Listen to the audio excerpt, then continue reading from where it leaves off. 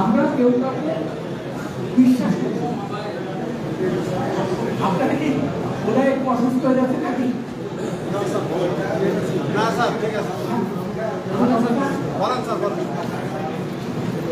আমি কেন যে কারণে মানে 3টা কারণে বাংলাদেশে যত অপরাধ হয়, অপরাধ কারণে 3টা কারণে, এবং 3টা কারণের মূল কারণ হলো আমরা অবাধে ব্যক্তিগত, এটা কোনো দাড়ি কমা নেই। মূলত আমাদের মধ্যে দেশ ভুলে থাকতে আছে, আমরা ধর্ম নৈতিকতা একদম ভুলে গেছি। সেই কারণে আমরা বাচ্চাদের মধ্যে এমন জিনিস করতে চাই যাতে এই বাচ্চাদের মধ্যে এই 3টা বন্ধন তাদের মধ্যে সেটা নিয়ে আমি এখন কাজ করতে সরকারকে প্রধান চেষ্টা করছি যে প্রাথমিক শিক্ষা থেকে যদি শিক্ষাচার চালু করা যায় বাচ্চাদের জন্য, তাহলে ভবিষ্যতে এই সমাজটা পাল্টে যাবে। আপনারা জানেন যে ধূমপান নিয়ে যখন আন্দোলন হয় তখন কিন্তু সবাই বলছিল যে ধূমপান কিন্তু ঠিক আছে, কিন্তু তারা আন্দোলন করে একবারে 2005 সালে ধূমপান বিরোধিতা আইন করলো, তারপরে বললো যে প্রকাশ্য ধূমপান করবে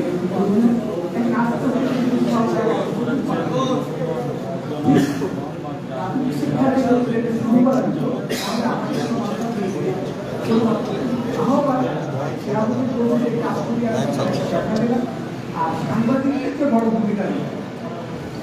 কঠিন থাকে আপনারা যেটা বলেন যে গ্রাম থেকে সব এটা যেরকম আছে, পাশাপাশি আমাদের যেটা বললাম আপনাদের অনেক চিকিৎসা আমি ভালো সেবা আর করছি না, আমিও খারাপ, আমরা সবাই খারাপ হয়ে যাচ্ছি। এর মধ্য থেকে আমাদের যে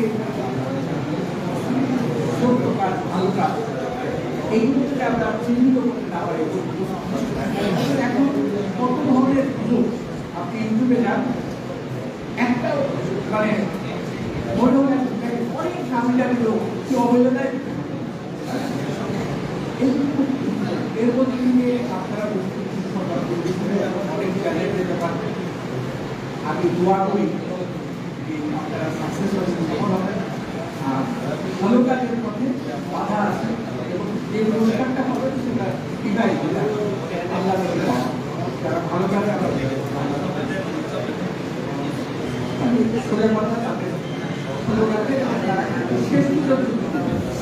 ফলে আপনার একটা দুর্বল পথ, সাংবাদিকতার পথ কঠিন একটা পেশা আপনারা দিয়েছেন এই পেশাটা, এই জন্য আপনারা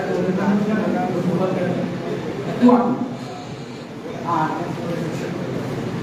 সবচেয়ে অবাক ব্যাপার আমি এইরকম কোনো অনুষ্ঠানে আসলে যেখানে একজনও মহিলা নাই, এরকম অনুষ্ঠানে আমি সেই দিক থেকে এটা রেকর্ড আমার মনে হয় যে আমাকে অনুষ্ঠানে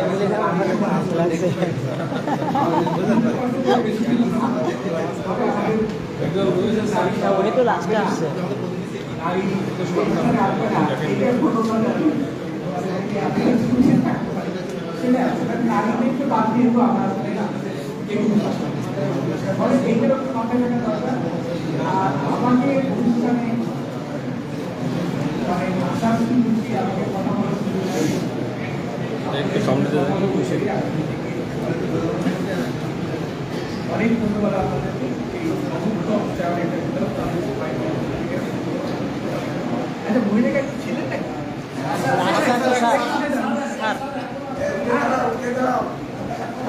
অনেক ধন্যবাদ, আপনি বাঁচাইলেন। আমি মনে মনে একটু ভয় পাচ্ছিলাম অনেক ধন্যবাদ, অনেক ধন্যবাদ। আমি তো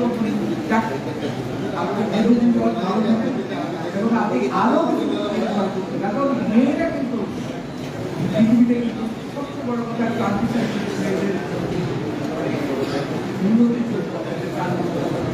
আমি আশা করি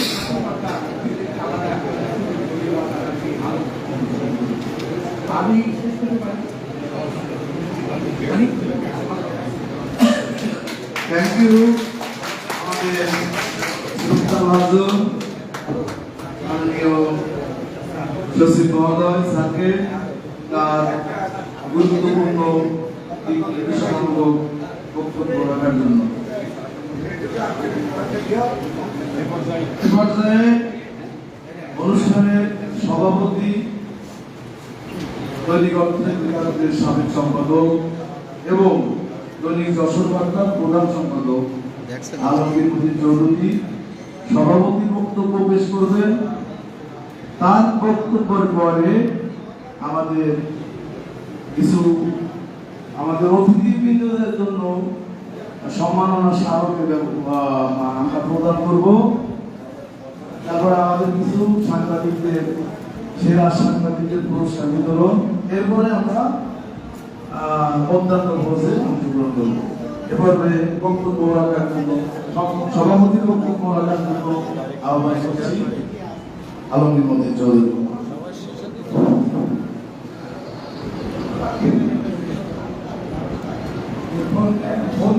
সভা বসে শৃঙ্খলা হচ্ছে সাংবাদিকদের একটু নৈতিক কর্তব্য। যদি সাংবাদিক বলতে সুশীল সমাজের বাসিন্দা বসেন, আপনারা একটা শৃঙ্খলার সাথে বসেন। আজকের বর্ষপূর্তি যারা উপস্থিত হয়েছেন এই বর্ষপূর্তিতে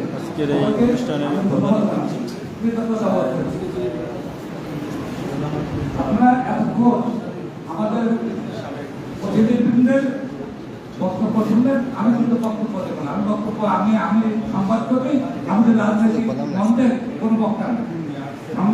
সংবাদকর্মীর ভাষায় আপনাদের সঙ্গে আমি দিয়ে একটা কথা বলবো।